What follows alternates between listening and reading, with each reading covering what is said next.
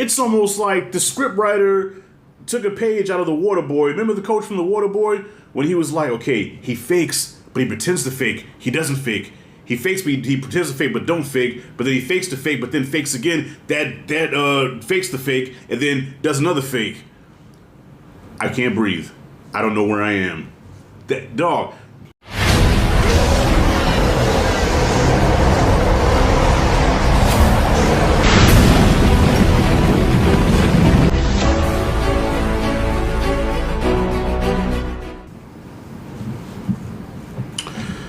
All right, y'all.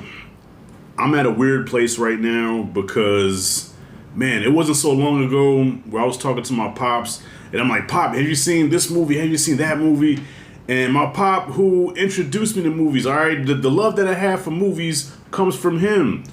And he betrayed the movie-going experience. He said, son, I don't want to get, I've been there, done that, man. Like, there's nothing I really haven't seen, man. All this stuff now, I don't want to pay to see it. And I'm like, Dad, you sold out. My older brother, same thing. Hey, man, you gonna go see the... Nah, man, you keep wasting... He's like, keep wasting money on movies if you want, man. Look, I'm not giving them no more of my money till you start putting out some better stuff. I'm like, you don't know what you're talking about. You're not a real moviegoer. 2 years later, here I am, y'all. Now unenthusiastic about going to the cinema because this year so far... it's been kind of whack, if I could be honest, man. I mean, I'm pretty sure I'm going to get called out and be like, no, Rashad, has actually been a lot of great stuff. And, not to me. Not to me. I mean, it's all subjective. Look, if it's great to you, cool. But the last few times I've been to the cinema has not been all that pleasant of an experience. I mean, if anything, stuff has been okay or passable or okay, I had fun with it, but nothing really did it for me this year. You know what I'm saying? The best movie this year so far is a foreign movie that was made last year. That was what's that shit called again? That Brazilian movie. Oh my God! If a Brazilian watches, they're gonna get mad at me. But yeah, that joint. Okay, a foreign movie made my. Rashad is such a great movie. How come you can't remember the name, motherfucker? Well, I just remember how it made me feel. Okay, I'm getting older now, so a lot of stuff, I almost want to say When They See Us, or no, that was damn, nah, that's not it. Anyways, y'all not here to hear about that, okay? I'm here to talk about woman on the bench, lady in the chair, woman in the yard, lady in the yard, whatever. The movie, okay, you seen the trailer, the lady all dressed in black sitting out in the yard, and his family is terrified of her.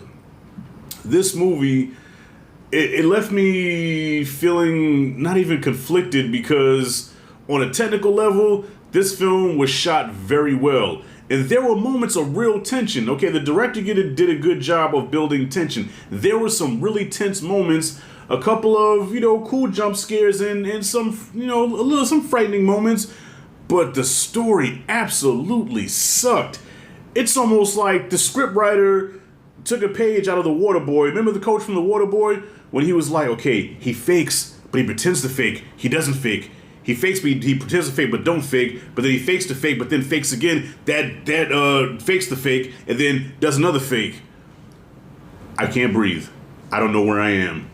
That dog. They did not know they didn't know what to do with this story. By the end, I said, "What happened? What was that?" I was confused. I consider myself to be somewhat of an intelligent person, and I can follow a story. My boy Perez would tell you difference because I didn't know who the Half-Blood Prince was, even though he said it in the movie. But that's because I didn't show any interest. I showed interest in this movie. All right? This kind of put me in the mind of that Halle Berry horror movie that came out last year when she was in the woods with her two funky kids and they were kind of crazy. It was almost like that. So you got this crazy-ass woman who's on crutches, and she has these two bratty ass kids. Well, the oldest boy, the boy was a brat. I wanted her to take the crutch and smack him upside the head with it. The poor little girl was just, she's collateral damage. The poor little girl, like she's a sweet kid, but she got a crazy mama and a bratty ass brother. And this woman is trying to hold her family together because of the death of a family member, and they're trying to hold it together. And meanwhile, this woman in the yard is watching. And they're like, what's up with this woman? We don't know. Okay, that's an intriguing story. Okay, I want to see where this goes. I want to know where this goes.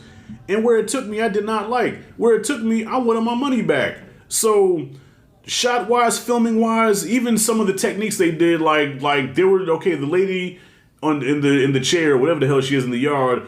There's scenes where you see her shadow, like she was doing that Nosferatu thing where you see the shadow moving stuff and doing stuff. All that stuff was cool. There were a couple of cool things in here, but when it wrapped up, I'm like, what the fuck was this movie trying to say? What was the story? I don't understand. You know, there's supposed to be a reveal and a twist, and I think even Jordan Peele will look at this and be like, bro, what were you trying to say here, man? You know, well, what's the word I'm looking for? Pretentious? Is that the word I'm thinking about? I think this movie was very pretentious. I was confused at the end, like, over my head. That shit was so far over my head, like, I feel like it almost, like, fucking, like, scalped me or something, man. Okay, so I say all that to say this movie was whack. I don't recommend anybody going to watch it. All right, even if it comes on streaming, you might want to pass on it. This is probably one of the worst. This is the worst horror movie I've seen so far this year. But this is up there with Flight Risk as far as movies that I absolutely despise. I despise this movie because, like I said, on a technical level, it did its thing. I'm like, damn, that there is a good horror movie in here somewhere. But I don't like any of the characters. Okay, I'm trying to think. Is the theme of this movie the burdens of being a single mom? You know, because she's a single mom trying to raise these kids, but she's losing her fucking mind. And my child's mother, you know, well, she's a single mom technically, but I help with the kids. But for the most part, they drive her damn crazy to the point where sometimes she loses her fucking mind. You know, I'm gonna put her on blast right now. Like the kids could be having a little argument, but because she's so burnt out, she'll like snap. You know, her face could go to contorting and shit like, I'm sick of this shit every day, every fucking day. That's all y'all do. And the kids be like, what the hell's wrong with her? And then I'm sitting there looking like the Stingray in Finding Nemo where I'm like, hey, there's nothing else to see here, so I'm going to go. Yeah, listen, kids will make you lose your mind. So is that the theme of this movie? Dealing with bratty kids and how it drives you out your fucking mind? And then you have like a Tyler Durden, like a split personality that comes out and say, you know what? To get away from these funky kids, just kill yourself. Is that the theme of this? Somebody tell me, man. I don't know. Because, look, just when I think a movie goes over my head and it makes no damn sense, there's always got to be that person in the comments say, well, Rashad, you missed the point of the film. What the film is trying to say, it's a metaphor for, okay, well, school me. All right, just like with Lamb. I got called out for dissing the movie Lamb. And somebody broke that shit down like it was a science, okay? Maybe I'm just one of the dumbest niggas on the planet. All right, help me out. What the fuck was this movie trying to say? I do not know, and I do not care. This was whack. I hated it. But I can't give it an F all the way just because it did do things right on a visual level. So this gets a D-. No, I'm gonna be more merciful, man. I'm gonna give it a D.